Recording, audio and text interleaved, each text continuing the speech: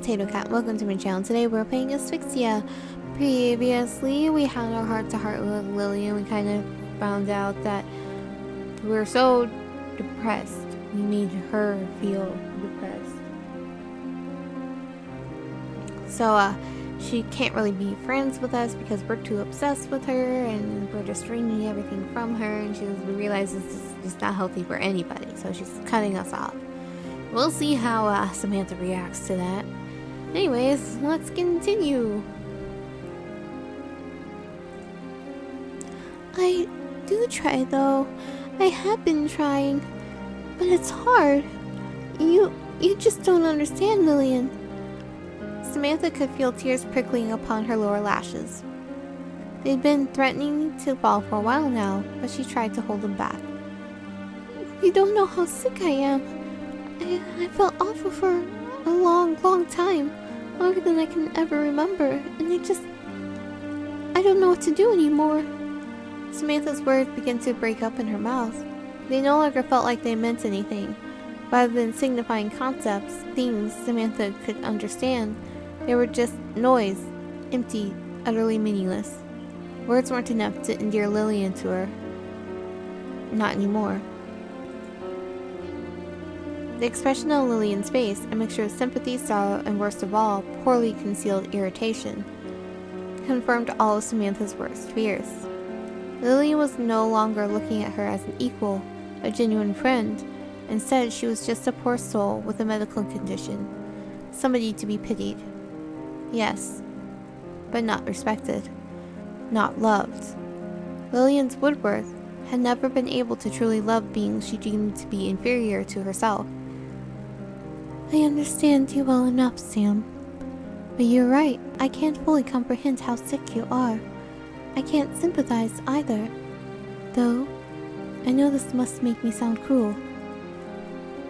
Our ways of looking at the world are too different. I think our friendship was a bad idea. I'm not good for you, and you're not good for me. All we do is hurt each other. It would be sensible to bring things to an end before it goes any further. I'm not too prideful to admit when I am fully out of my depth, and right now, Lillian grimaced. I can't deal with you anymore. It's too much for me. I'm exhausted. Lily, Samantha tried to stem her tears, but it was too late. Moisture was already beginning to stream down her cheeks, more effusive than April rain. It took only a scant handful of seconds before Samantha's tears were so pronounced her shoulders shook. Samantha was trembling so hard her bones seemed to groan, to ache. She could hardly breathe, she could hardly talk. All she could do was cry until she felt her whole body would fall apart, and everything stuffed inside her that made her would leak out at the seams. If that was the case, then so be it. Let it happen. Samantha was almost as sick of herself at this point as Lillian must have been.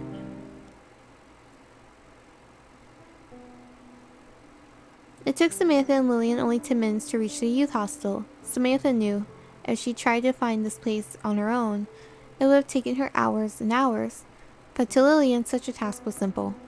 Sometimes, Samantha wondered if the whole universe reshaped itself underneath Lillian's feet simply to make life easier for her.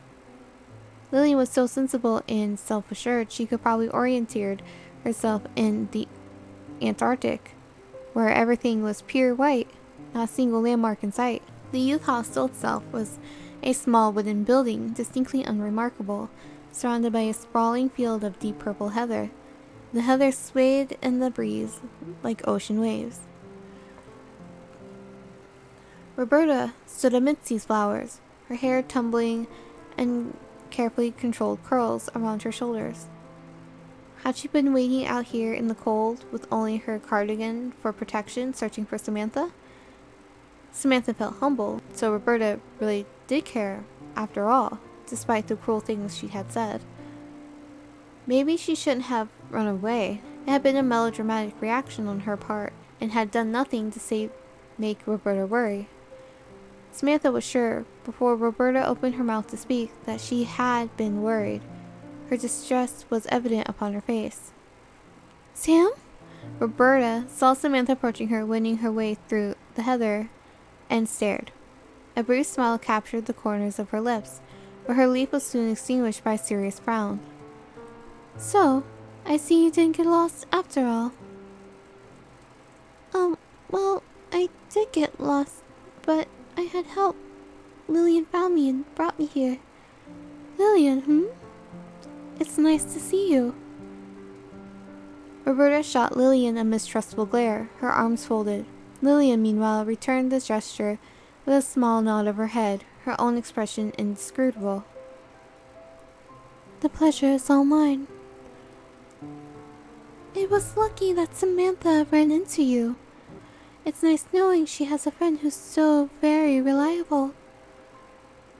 The sarcasm in Roberta's tone wasn't lost on Lillian, but the older girl did not react to Roberta's provocations. Lillian was above such pettiness. It is my duty as the head of the student council to ensure the safety of my fellow students. I was doing nothing more than my job, so there's really no need to thank me. Samantha winced at that. Of course, this would all come back to Lillian's sense of responsibility. She hadn't led this trembling Samantha lightheaded after crying so hard to the youth hostel because they were friends. She had done so only because she considered it her job. Now Samantha had been delivered safely to the hostel, Lillian would wash her hands of her. It was doubtful they would talk again, not just for the remainder of the school trip, but the remainder of their time at St. Mary's. This thought hurt so keenly, Samantha could hardly stand it.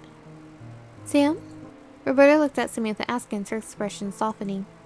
Are you alright, Sam? You look like you've been crying. It was one thing that Lillian knew about and seeing Samantha's embarrassing breakdown, but Roberta? That would be even more embarrassing. Should she tell Roberta what happened? Tell her, tell a lie. I think telling her will put her on Roberta's path, and I feel like we're on De Quincy's, so I'll tell a lie. No, Samantha thought she didn't want to confide in Roberta. She didn't have the courage to tell her friend how pitiful she was. Instead, she forced a smile and said, I'm fine. You don't need to fuss, Bobby. I'm not a child. But your eyes look so sore. It's nothing, really. It's all in the past. I feel much better now. Meaning, you felt bad before. I always feel bad. That's just the way I am. I know that, but spending time with Lillian usually cheers you up. Roberta glared at Lillian, her eyebrows furrowed. It was clear, despite Samantha's limp efforts to avoid Roberta's worries, Roberta had discerned the cause behind Samantha's distress for herself. I hope you didn't say anything to Sam, Lillian. You should know how much she cares about you. I'm well aware of that. It's flattering, really. But I have my limits. I felt obliged to tell Samantha some things, which she very much needed to hear. That's all. If you were her real friend, you would have told her these things yourself already. Now if you'll excuse me, I'm going to inform Miss Pope that Samantha and I have returned. She will, doubtless, have been worried about us. Or if not about us, the continuous state of her continued employment. It wouldn't reflect well upon her, I imagine, if 2 of her students went missing while she was supposed to be watching them. It was with this remark, spoken in an offhanded manner, that Lillian brushed past Roberta, her blonde hair fluttering. Roberta stared after her back, her mouth open like a goldfish. It seemed that even Roberta could believe quite how coldly Lillian had blown her off. That girl.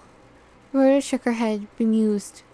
I've no idea what you ever saw in her. Samantha wished she could heap scorn upon Lillian, as Roberta was. But she couldn't. Lillian had hurt her intensely, but she still loved her. To insult Lillian when she was no longer present, unable to defend herself, seemed horribly unjust. Well, she is very smart, Samantha said, her voice judicious. She's forthright, too. She doesn't tell convenient lies to make people feel better. She always says exactly what she thinks. That's true enough, but... Roberta looked at her friend up and down, her lips pursed. And is that really such a good thing? I don't know. Maybe? Perhaps people should be hard on me more often. As you were this morning. I probably deserve it. I don't know if I'd go quite that far. Look. Roberta frowned. I'm sorry about all those things I said, Sam. It wasn't fair of me. Why are you sorry? Weren't you telling the truth? I was, but I should have expressed my feelings in a more tactful manner. You hadn't really done anything to deserve being scolded so harshly. I'm sorry. It's alright. You don't need to apologize. Though, I appreciate it. Samantha offered Roberta a small smile. It was a hesitant, unsteady sort of smile, as though delivered by a girl who'd only read about smiling in books before, but didn't fully grasp the concept. But it was a smile nonetheless.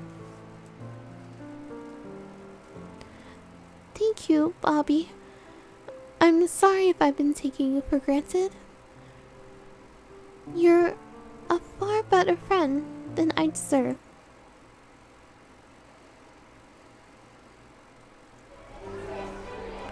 This is pretty.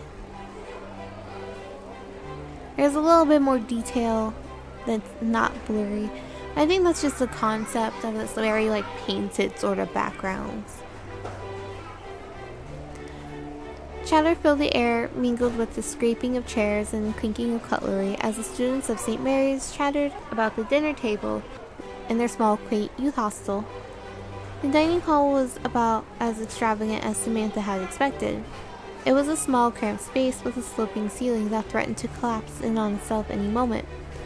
The walls were painted white and were warped with old age, buckling under the weight of the ceiling. The floorboards were wooden and squeaked horribly with every single footstep that passed over them, as though they were filled with mice. Samantha looked down the table, trying to catch Lillian's eye, but the older girl had been steadfastly ignoring her ever since their discussion at the lake.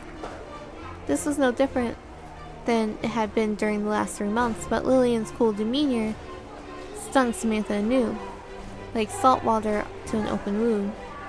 The pain came, Samantha knew, from her own disappointed hopes. She had allowed herself to believe that her relationship with Lillian could still be repaired, and it stung all the more to learn that it couldn't. She had spoiled everything. Sighing, Samantha forced herself to tear her eyes away from Lillian.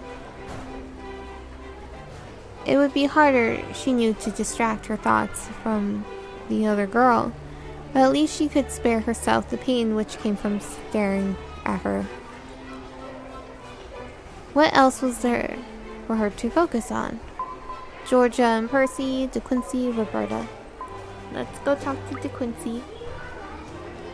Hey Lillian, where'd you disappear off to back then? Samantha was startled out of her thoughts by the sound of a voice. It drifted to her over the sound of her fellow classmates' collective chatter. Not because it was louder than they were, but because one single word embedded inside the sentence, like a sparkling jewel. Lillian. Samantha had vowed that she wouldn't stare at Lillian, but again she found her eyes drawn in her direction. There, a few seats away from her, was Lillian Wordsworth. DeQuincy with her, unmistakable head of bright blue hair, was beside her, to Lillian's seeming disapproval. Lillian regarded DeQuincy with a scornful expression she hadn't even shown Samantha while they had been talking by the river, her narrow-eyed gaze disdainful. I did not disappear anywhere. I went to find a teacher and inform them about your twisted ankle, as I said I would. I know, you said that, but you didn't come back. Oh? Lillian raised an eyebrow. Are you calling me a liar? No, of course not. Perish the thought. I never insult you like that, Lillian. I was just wondering what happened to you, that's all. I was waylaid. By what? It wasn't anything dangerous, was it? What do you mean, dangerous? I don't know. Maybe you were accosted by a bear or a wolf, or perhaps a vicious ruffian with a knife. Why are you drooling about this, De Quincy? Don't be ridiculous. There aren't any bears around here, and wolves have been extinct in England for almost 3 centuries. As for the ruffian with a knife, such an encounter would be highly unlikely. Contrary to popular belief, those who live in the countryside are not all malformed, demented serial killers. Hehe. De Quincy giggled coyly. Sorry, if I was being rude, I just thought it sounded kind of exciting, you know? Your idea of excitement troubles me. I just, what the general public likes, that's all. Do you mean to imply that the general public wants me dead? Not dead exactly. How can one be not exactly dead? Either you're dead, or you're not. There's not much room for leeway. I just mean all the best poets die young. It's the aesthetic of it. An early demise would make you even more famous. But I've only published a few poems. I prefer to live a little while longer, so that I may write more serious works of genuine literary worth, rather than be immortalized at the age of 17 with only a few imperfect verses to my name. Real life, moreover, is never as exciting as the crime dramas or murder mysteries. The chances of my being murdered were slim, unfortunately not for you. I simply happened to stumble upon a fellow classmate who was lost and needed my assistance. That's why I couldn't help you. My apologies. Lillian lied so smoothly that even Samantha, who knew the full extent of just how dishonest she was being, was almost taken in. Perhaps it had something to do with Lillian's calm voice, strong and smooth, never stumbling. Lillian really was an incredible person, and not just because of her poetry. Oh? Oh, great, the hard eyes, and the heart surrounding her. De Quincy, who had deflated upon learning Lillian hadn't been involved in the skirmish with a knife-wielding maniac, perked up at this news. She was positively sparkling. So, you're being a philanthropist then? In a sense. I see. De Quincy beamed. You're so cool, Lillian. You're always looking out for other people. I wish I could be more like you. And wear your skin and keep a wig of your hair? No, she didn't say that. Thank you. You don't need to praise me, though I was doing my due diligence as the head of the student council. You say that, but even so, though you always look so dour, your heart is exceptionally large indeed. Lillian bowed her head and made no further attempt to correct De Quincy. Samantha twitched. How could Lillian be so shameless? It was true that Lillian had helped her a great deal, and if Samantha had not stumbled upon her, she would most likely still be wandering around the countryside, getting colder and colder until she could no longer feel her fingers. Lillian wasn't, however, the paragon of virtue De Quincy seemed to regard her as. Lillian hadn't intended to help De Quincy when she had twisted her ankle at all. Lillian had in fact been the reason De Quincy had twisted her ankle in the first place. Still, though nettled by this injustice, Samantha said nothing, simply looking at Lillian's face. Guileless and guilt-free under the dim lights of the dining room made her thoughts feel impossibly tangled. If she couldn't think straight when she looked at Lillian, how on earth could she speak? I hope your ankle feels better at any rate. Don't worry about it. I've never been finer. You might know it, but I'm pretty tough. I've been knocked around far worse than this in the past. Oh? Lillian's single-syllable response didn't, to Samantha's ears, seem particularly enthused, but De Quincy evidently interpreted it as a sign to go on. And go on she did. That's right. My big sister was quite an forceful person. She was always playing pranks on me or getting me into trouble. I remember when we were little, Mother used to send us both to see an old man.